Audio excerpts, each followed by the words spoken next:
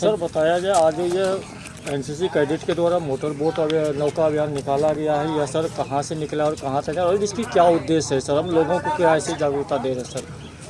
ये इसको एनसीसी के पार्लेंस में मोस्ट एंटरप्राइजिंग नेवल यूनिट, यानी कि एनसीसी में कैडेट्स को हम एडवेंचर एक्टिविटी सिखाते हैं।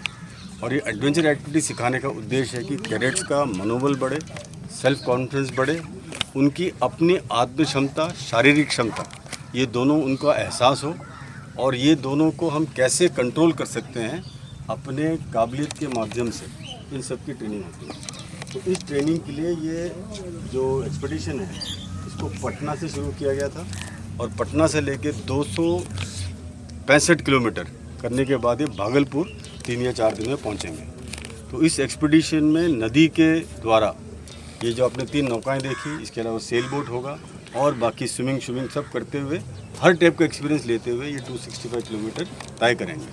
और जब तक ये तय करेंगे तो इसके बीच में जो हमारे उद्देश्य ले डाउन किए हुए हैं उस उद्देश्य का ज़रूर उन पर कुछ ना कुछ असर होगा और ये सारे इस आधार पर ये सेलिंग की प्लानिंग की गई है।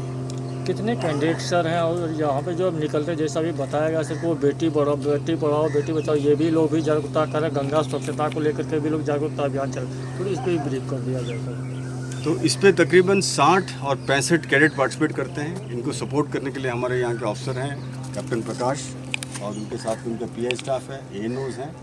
तो इसमें आपने देखा तकरीबन 30% कैडेट्स हैं, naval cadet, girl cadets. Yes sir. 30% girl cadets हैं। अभी आपने देखा अमृत कौर को, ये इन्होंने आपने इनका सुना भी, इन्होंने क्या कहा। तो बेटी बचाओ बेटी पढ़ाओ जो है वो नेवी में और एनसीसी में इसको बहुत प्रोत्साहन दिया जाता है। अभी आपने देखा जब हमने इनसे ब्रीफिंग ली तो क्या था कि हमने 5-6 कैडेट को बुलाए थे कि हमें ब्रीफ कीजिए। वो 5-6 में से तो एक लड़का निकला, बाकी लड़कियाँ निकली।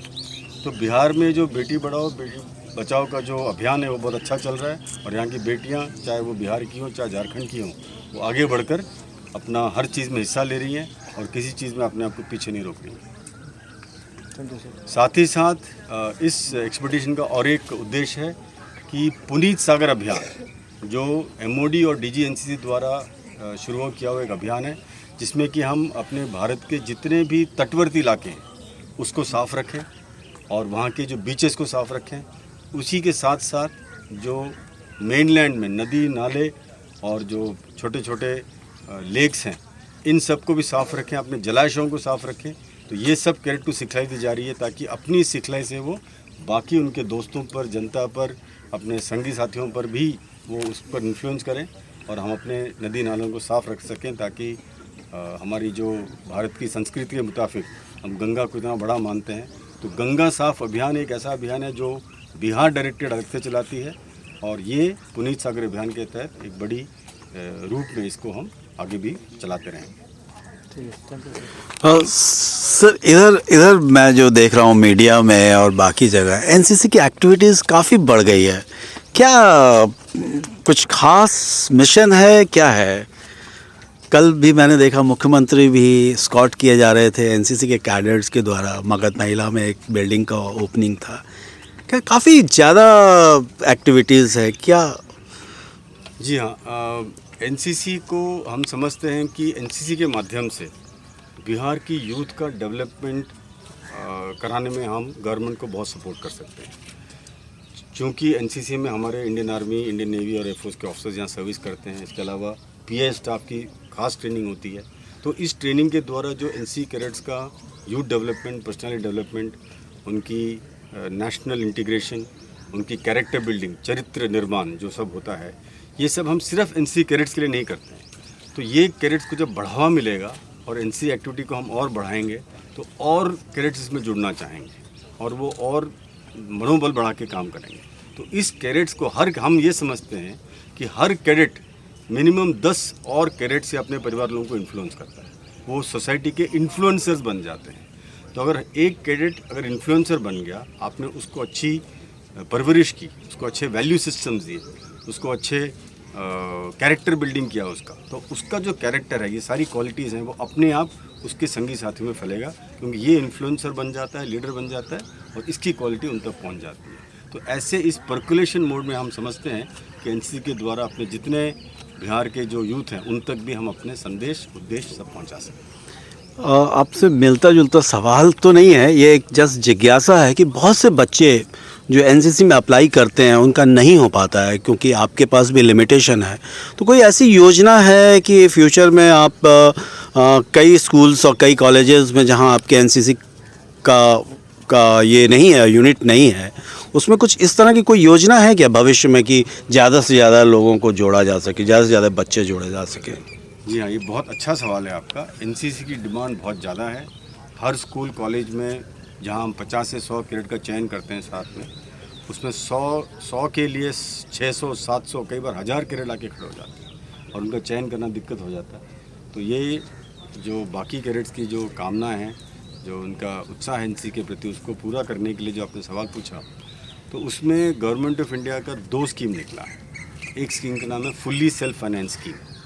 इस स्कीम के तहत जितने भी प्राइवेट स्कूल कॉलेजेस हैं उनको हम out of turn NCC allotment देते हैं, क्योंकि एनसीसी की जो सैंक्शन स्ट्रेंथ है पूरे भारतवर्ष में वो एक फिक्स स्ट्रेंथ है 15 लाख, जिसकी तकरीबन 1 लाख नफरी हमारे बिहार और झारखंड में हमें दी गई है, तो इसको क्रॉस नहीं कर सकते। पर एफएसएफएस के अंडर इस बार हमें 4000 सीनियर कैडेट्स की और 2000 जूनियर कैडेट्स की एडिशनल वैकेंसी मिली है जो आउट ऑफ टर्न है। इसके लिए क्या स्कीम है कि जो प्राइवेट स्कूल्स हैं वो एक पीआई स्टाफ को या एक्स एनसीसी कैडेट जो सी सर्टिफिकेट होल्डर उसको हायर करें और एनसीसी की गतिविधियां चलाने के लिए अपनी इंफ्रास्ट्रक्चर खड़ा करें, अपने स्कूल में जो रूम, स्टोर रूम, बाकी इंस्ट्रक्शन हॉल सब तैयार करें। और ये करने के बाद जब एनसीसी उसका इंस्पेक्शन करती है और मानती है कि स्कूल में एनसीसी चल सकता है तो हम उनको एनसीसी अलॉट करते हैं। तो वो अपने खर्चे जब ये चलाते हैं, कैडेट्स भी अपने खर्चे पे यूनिफॉर्म पहनते हैं या स्कूल के खर्चे पर, तो गवर्नमेंट के एक्सचेकर के ऊपर उसका खर्चा कम आता है। तो कैडेट्स की ट्रेनिंग भी हो रही है, अच्छी उसकी तालीम भी मिल रही है और गवर्नमेंट के मिनिमम खर्चे पे ये बढ़ भी रहा है। ये बहुत अच्छा स्कीम है। और शुरू में जब ये स्कीम यहाँ पे आया था पिछले 1-1.5 साल पहले, तो हमने देखा कि इसको लेने वाले बहुत कम थे। प्राइवेट स्कूल को इंटरेस्ट नहीं था और बहुत कोशिश करी थी ग्रुप कमांडर्स बनाने, तो नहीं हुआ था।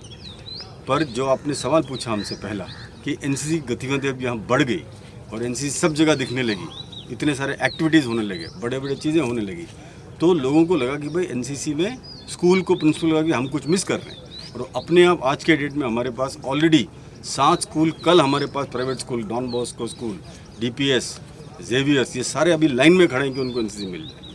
तो ये जो एनसीसी गतिविधियाँ बढ़ी है उसका बहुत फ़र्क पड़ा है अपने स्कूल्स पे, कॉलेजेस पे और जनता के नज़रिए पे। धन्यवाद कहने से पहले मैं चाहूँगा कि आपका जो अनुभव है एनसीसी में, ये 2 साल 2.5 साल में जो भी तो आप एनसीसी में क्या कमियां देखते हैं और क्या चाहते हैं कि एनसीसी में ये भी अगर होता तो एनसीसी में 4 चांद लग जाता? कुछ इस टाइप के कुछ विचार या इस टाइप के कुछ थॉट्स आपके मन में? देखिए, किसी भी ऑर्गेनाइजेशन में हमेशा उसको इम्प्रूव करने की, बेहतर बनाने की हमेशा स्कोप रहती है। तो एनसीसी भी ऐसा एक ऑर्गेनाइजेशन है और जैसे जैसे हम मॉडर्न टाइम से जुड़ते रहते हैं, नई नई चीज़ें करने के तरीके सीखते हैं, टेक्नोलॉजी अपनाते हैं और ऐसे कई चीज़ें हैं जिससे हम कैडेट को अवगत कराते हैं। तो अभी तत्काल एनसीसी में जो कमियां, हम जब आए थे तब देख रहे थे कि टेक्नोलॉजी अडॉप्शन बड़ा पीछे था, जबकि इंडिया टेक्नोलॉजी में वर्ल्ड में बहुत आगे माना जाता है। तो हमारी हमेशा ये कोशिश रही है कि टेक्नोलॉजी के फील्ड में हम एनसीसी को आगे बढ़ाएं और इसमें हम काफ़ी सक्षम भी हुए हैं। जैसे कि बिहार में सबसे पहले पूरे इंडिया में एनसीसी एनरोलमेंट ऐप का लॉन्च हुआ था और पिछले साल इस ऐप के द्वारा एनसीसी कैडेट्स का चयन किया गया, जो कि एक पहल है। और इसको करने के लिए हमारे ऑफिसर्स ने, कैडेट्स ने, एएनओस ने बहुत मेहनत करी है और ये टेक्नोलॉजी को कर दिखाया कि टेक्नोलॉजी के माध्यम से हम जो एनरोलमेंट कैसे कर सकते हैं। तो उससे क्या होता है, एनरोलमेंट एक बड़ा ट्रांसपेरेंट प्रोसेस हो जाता है, अकाउंटेबिलिटी आ जाती है और बच्चों में एक जो थोड़ी सी ये क्या कहें उसको, एक छोटा सा प्रॉब्लम रहता है कि उनका चयन ठीक से नहीं हुआ, इसका पूरा प्रॉब्लम सॉल्व होता है ट्रांसपेरेंसी की वजह से। उसी माफिक अभी एनसीसी में हम पूरी कोशिश कर रहे हैं कि हम सिमुलेटर्स का इस्तेमाल करें। तो यहाँ पे सिमुलेटर्स पहले एक आध थे, अब कोशिश से हमें सिमुलेटर्स आ रहे हैं, फायरिंग सिमुलेटर हो जाएंगे, नेवल सिमुलेटर अभी ग्रुप कमांडर उसको पूरी कोशिश कर रहे हैं कि नेवल सिमुलेटर जो है उसको रेडी करें। एयर सिमुलेटर, क्योंकि फ्लाइंग लिमिटेड लोगों को कर सकते हैं, तो फ्लाइंग सिमुलेटर लगाएं। तो टेक्नोलॉजी के माध्यम से हम किस तरह से मैक्सिमम कैडेट्स को ट्रेनिंग दे सकें, ये इसकी कमी पेशी थी। और इस पर हमारी लगातार कोशिश जारी है कि टेक्नोलॉजी के माध्यम से मैक्सिमम कैडेट्स तक पहुंच पाएँ और हर कैडेट को इतना काबिल बनाएं कि वो अपने आप को जो एनसीसी ट्रेनिंग का उद्देश्य है वो सब कैडेट तक पहुंचे, ना कि सिर्फ कुछ ग्रुप ऑफ कैडेट जो आरडी परेड जाते हैं या बड़े बड़े कैंपों में जाते हैं।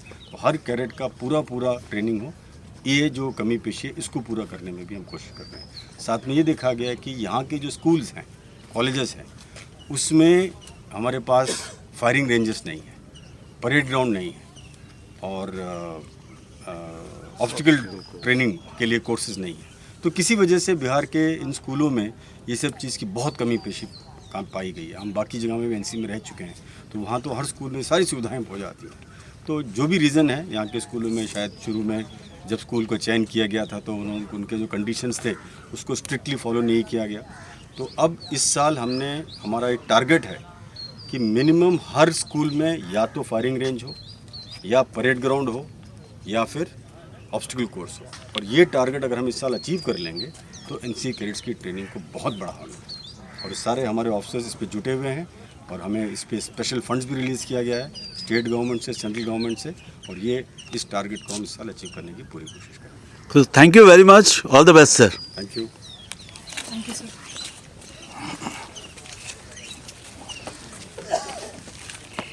These are all cadets of which battalion? They are from 9 Bihar Battalion.